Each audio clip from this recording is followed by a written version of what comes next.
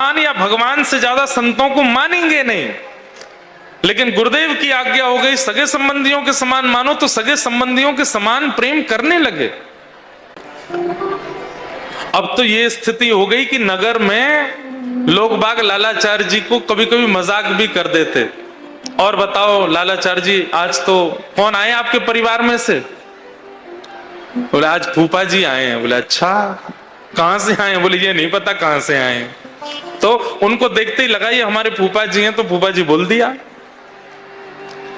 पत्नी जब अपनी सहेलियों के पास जाती तो वो भी मजाक बनाते, भाई तुम्हारे पतिदेव तो ऐसे पति किसी को नहीं मिले। बोले क्यों? अरे संबंधी घर पर आते हैं तो हमारी हालत खराब हो जाती है, रोज पूड़ी बनाओ ये बनाओ। तुम्हारा कैसा हाल? सुबह चाचा आते हैं, रात में मामा आते हैं, अगले दिन सवेरे कोई आ जाते हैं। अच्छा, लालाचार्य जी का एक नियम और था, एक बार जिससे जो संबंध बना लिया फिर जीवन में वो कभी भी उस नगर में आए उसी संबंध से ही बुलाते थे। एक बार कैसी अद्भुतता हुई, कोई वैष्णव गले में कंठी माला थी और वो कावेरी जी में स्नान करने के लिए गया और स्नान करते करते उसकी हृदय गति रुक गई और वहीं उसके प्राण निकल गए और वो कावेरी जी में ही बहने लगा।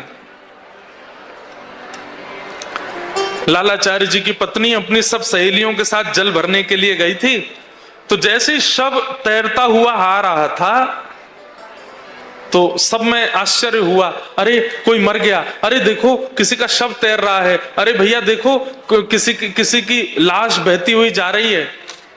तभी एक सखी ने देखा कि जो शव बह रहा है उसके गले में कंठी माला है, तो उसने उपहास कर दिया और उपहास करते हुए बोली, अरे सुन,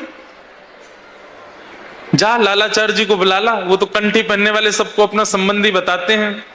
लावारिश शव किसी का बहता हुआ जा रहा है, देख ले कहीं तेरे चाचा तो नहीं, कहीं तेरे ताऊ जी तो नहीं, तेरे दादाजी तो नहीं, तेरे कोई संबंधी तो नहीं। पत्नी अपने पति के प्रति बहुत प्रेम मानती थी, वो जैसे लालाचार्य जी की भावना थी वैसी पत्नी की भी थी।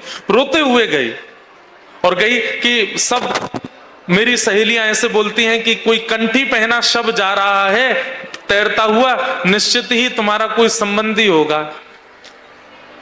लालाचार्य जी ने जैसे ही सुना दौड़ करके गए और जाकर के कावेरी जी में जैसे ही देखा,